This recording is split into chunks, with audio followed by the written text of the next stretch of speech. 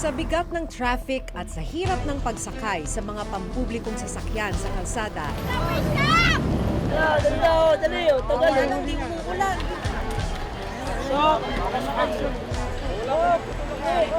Hindi ka ba delikado dyan? Baka mahulog ka? Walang choice, kapit lang! MRT sana ang inaasahang magpapagaan sa buhay ng mga commuter.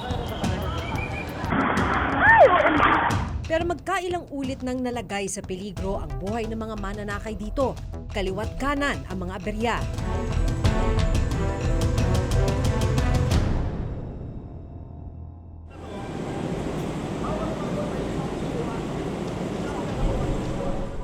November 16, 2017. Kumalas ang isang bagon ng MRT sa pagitan ng Ayala at Buendia northbound station sa Makati.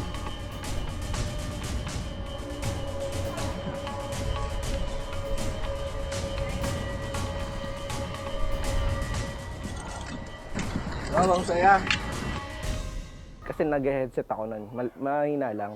Then, narinig ko parang may tunog na something na pag nakatapa ka naman sa ano. Biglang pagtingin ko dito sa may kaliwa ko, sabay bitaw. Nung naramdaman ko nung naghiwalay yung MRT, natakot niya kami. Kasama ng mga kasama ko. Kasi hindi namin alam kung bakit bumitaw, bakit nangyari yun. Ayon sa pamunuan ng MRT, nasira ang mechanical coupler o device na nagdurugtong sa dalawang bagon. Kasi may icon po eh. Tinawag ko po sa control. Meron pong communication error. Ang advice po sa akin ng control, mag-reinitialize po sa Buendia. Ang ginawa ko po, bumalik po ako nun sa naiwang car. Ang mahigit 100 pasahero napilitang bumaba sa tren at maglakad sa Riles. Wala lang, ang instruction lang sa amin, ang sabi ng guard, balik daw ng Ayala kasi mas safe daw doon. Siyempre wala kami magagawa kaya sa may pagtalo kami. Bumalik kami ng Ayala. Pansamantala ring sinuspinde ang operasyon noon ng MRT. Ang MESMA card o black box na nagtatala sa bawat aberya ng tren na iulat namang nawawala.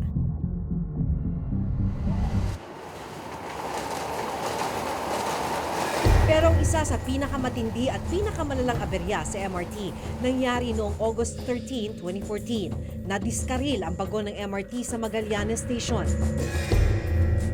Naging mala roller coaster ride ang biyahe noon patungong Taft Avenue Station ng pamilya ni Cristel Ermita. Lumagpas kami ng platform, pumikit na ako kasi yung ano tunog na ng bagon, blag sabi niya. Yung lumagpas-lagpas na kami doon punta tapos umusok-usok na doon sa loob. Mula Magallanes na itulak, sumalpok at lumagpas sa steel barriers ng Taft Avenue Station ang bagon. Kumakabog po yung dibdib pero nilalakasan ko lang yung loob ko kasi kadalasan kasi kasama ko yung anak ko pag sumasakay kaya hindi ko po pinapakita yung takot ko kasi mas lalo po siyang matatakot pag alam niyang takot ako. Isa si Cristel sa mahigit 30 nasugatan at dinala sa ospital. Kinailangang sementohin ang isa sa mga paa ni Cristel. Matinding takot ang iniwan ng insidente kay Cristel at sa kanyang pamilya.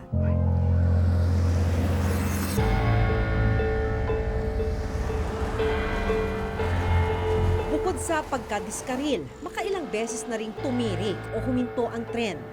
Ang mga pasaherong sakay napipilitang bumaba sa Riles at maglakad papunta sa pinakamalapit na istasyon. Sakit ko. Ay, nagkasugal pa kayo. Nervyos kasi. Kasi sabi sila sasabog daw. Nasakay pa kayo ng MRT? Ewan ko sa nervyos. Makatakot naman. May pagkakataon ding umaandar ang tren habang bukas ang pintuan. Minsan na ring umusok at nagliyab ang tren. November 2012, nagliyab ang tren sa northbound lane ng MRT bago marating ang GMA Kamuning Station. Sabi namin, kailangan namin bumaba kasi nga may usok na eh. Sa yung mga tao sa labas, sa tapat ng NEPA, nakikita namin, pinapaganon kami, nagsasign silang lumabas kami. Sa loob ng 2 dekadang operasyon ng MRT, hindi na mabilang ang mga aberyang naglagay sa peligro sa buhay ng mga commuter.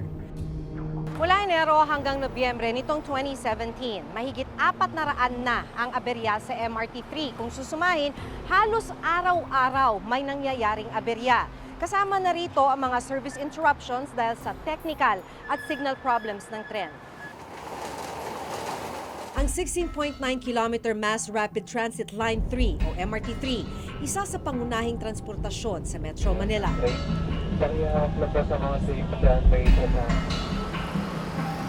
Mahaba na ang pila sa North Avenue Station. Matyagang pumipila ang mga commuters para sa pag-asang makarating ng mas mabilis sa kanilang pupuntahan.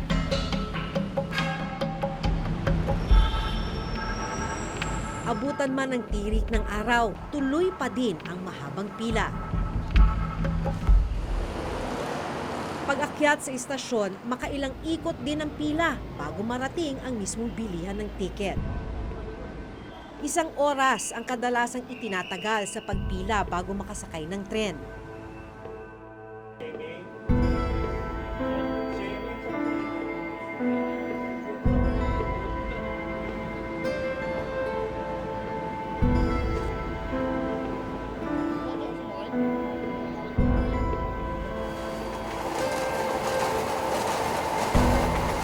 Ikukumpara sa siksikan at tagal ng biyahe sa ibang pampublikong sasakyan, mas pipiliin pa ng maraming commuter ang makipagsapalaran sa MRT. Dahil ang 1 oras na pag-aantay sa pila, mapapawi ng ilang minutong diretsyong biyahe pagsakay ng tren. Yun ay kung hindi magkaaberya.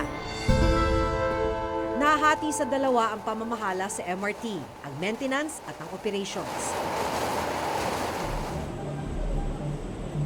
Sa mga nakalipas na taon, nagbabayad ang gobyerno para sa serbisyo ng maintenance service providers.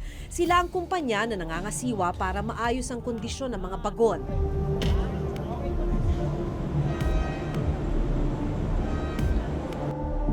Iba pa ang nangangasiwa sa pagsasaayos ng riles, habang ang Department of Transportation naman ang nangangalaga sa operation at collection of fares o kita mula sa MRT. Pero ngayong Nobyembre 2017, napunta sa Department of Transportation o DOTR ang buong responsibilidad. Una ay ang pagsigurado na meron tayong sapat na tao na magme-maintain ng MRT3 on a day-to-day basis, at yan ay nagawa na natin sa pamamagitan ng pag-direct hire or pag-absorb ng mga frontline personnel ng BURI upang maging empleyado ng MRT3. At yung pangalawa namang ginawa natin upang mapaghandaan itong maintenance transition period natin ay yung pag-establish ng Special Bids and Awards Committee para mapabilis yung pagbili ng spare parts para sa MRT3. Ito ay matapos nilang kanselahin ang kontrata sa maintenance contractor na Busan Universal Rail Inc. o BURI dahil sa sunod-sunod na aberya at aksidente sa mga nakalipas na buwan. May kasama hubang ka ba pag kayo yung sumasakay ng MRT? Minsan po. Dahil po? Kasi minsan naranasan ko na rin biglang umusok sa loob yung MRT. So, ang tendency parang nagpanik po kami. Napakaraming mga unloading incidents at napakaraming mga train removal incidents during the time na ang maintenance provider natin ay BURI, at ang interpretasyon natin dyan ay isang non-performance yan ng kanilang deliverables sa contract. Bagong-bago pa lang yung kontrata, sinabi na namin sa kanila na yung mga sira na yan, mangyayari lahat yan unless palitan nyo yung riles. Yung riles. Kasi yung pagpalit ng riles, separate contract yan. Hindi sa amin yan. Pero ayon sa DOTR, may nananabotahe kaya nangyayari ang ilang aberya. Inimbitahan na ng MRT3 ang NBI upang matulungan tayo sa ongoing investigation na yan. Sa halip na magbatuhan ng sisi, mahalaga raw na makagawa ng paraan para matiyak na maging ligtas at maayos ang biyahe sa MRT.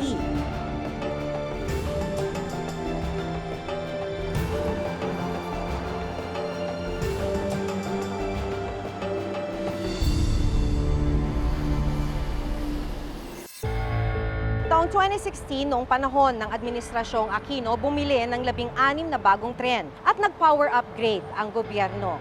Layunin nito na mapataas ang kapasidad ng tren. Mula 300,000, gagawin itong 800,000 na daily capacity.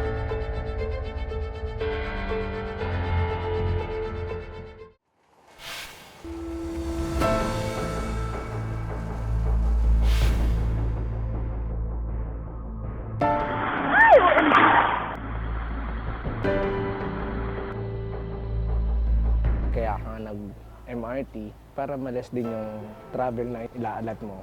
Yan lang kasi yung best way na transportation natin. Best way, kumbaga, sabihin natin best. Ngayon mo, ang worst na talaga eh.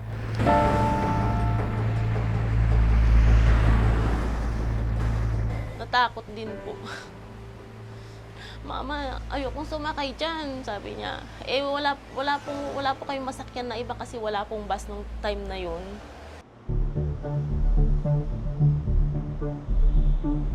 Mula 2010 hanggang 2016, umabot sa mahigit 12 billion pesos ang kabuuang gastos para sa maintenance and operations ng MRT. At para sa taong ito, aabot ng 1.4 billion pesos ang pondo na nakalaan para sa operasyon ng MRT. Sa laki ng pondo na nakalaan para masigurong maayos at ligtas ang MRT, bakit nakararanas pa rin tayo ng mga aberya sa MRT?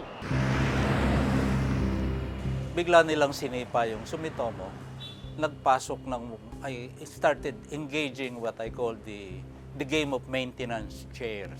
Sinipa yung Sumitomo, may pinalit ko nung interim contractor for about short period, nag-moro-moro about bidding, may napili, nakamukha din nung interim niya, tapos nag-negotiate, may pangatlo, nagkaroon na ng bagong pangalan na Buri. Iba't ibang kumpanya na ang napipili bilang maintenance provider. Kanya-kanyang problema ang hinarap ng MRT sa ilalim nila. At dahil papalit-palit ng maintenance provider, walang permanenteng masisingil.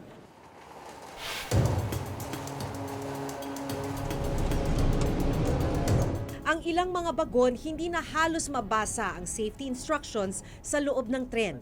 Ang ilang parte, kinakalawang at pinagtatagpi-tagpi na lang ng packing tape.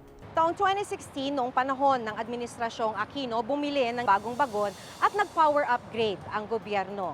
Layunin nito na mapataas ang kapasidad ng tren.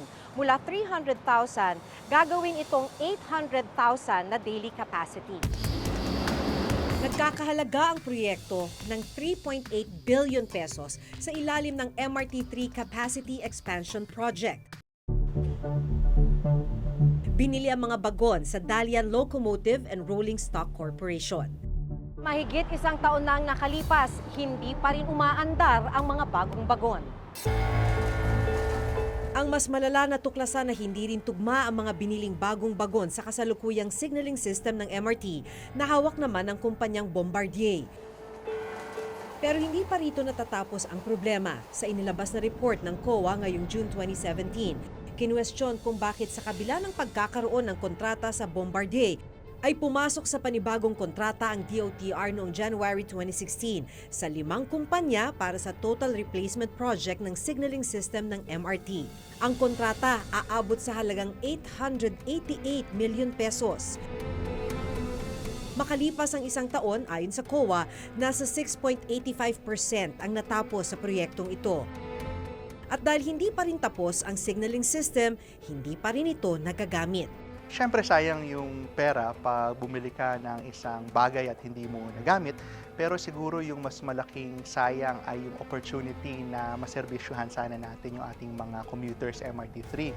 Dahil kung iisipin natin kung tugma sana yung specifications nung na-deliver ng mga bagon doon sa ating terms of reference, ay sana tumatakbo na ang mga bagong bagon na yan at hindi na ganun kahaba ang pila sa MRT3 at mas convenient ang mga mananakay natin ng MRT3. Pero nasaan na nga ba ang mga bagong bagon na binili ng gobyerno? Ayon sa COA, ang mga bagon nakatenga at hindi pa rin napakikinabangan. Nakagarahe ang mga ito ngayon sa MRT Depot sa North Avenue at LRT Depot sa Pasay. Maaaring ibalik natin yan doon sa supplier natin at ipaayos or maaari din naman na ibalik na talaga natin tulad nung nagawa na rin ng ibang mga bansa na nakaranas nitong ganitong sitwasyon. Nito lamang Nobyembre, sinampahan ng mga grupong Bayan, Bayan Muna at Train Riders Network ng reklamong graft at paglabag sa procurement law sa Ombudsman sina dating DOTC Secretary Joseph Emilio June Abaya at ibang opisyal ng DOTC at opisyal ng BURI. Kaugnay ito sa MRT maintenance contract na pinasok ng gobyerno nung sila'y nanunungkulan. Sa inilabas na pahayag ni Abaya, sinabi niyang batid daw niya ang responsibilidad para ipaliwanag ang kanilang ginawang hakbang. Gagawin daw nila ito kapag tinawag na sila ng ombudsman. Wala daw silang dapat ikatakot o tinatago at handa silang humarap sa mga paratang na may malinis na konsyensya.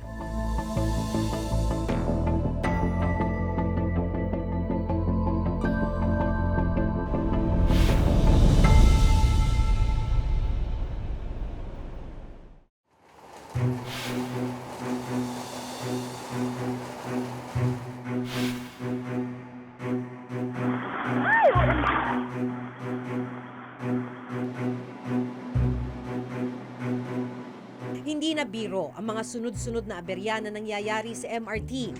Ang saya. Ilang buhay ang nalalagay sa peligro. Sakit ko.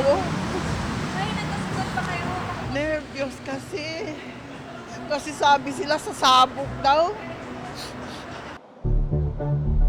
Mahalagang mapanagot ang mga may kakulangan.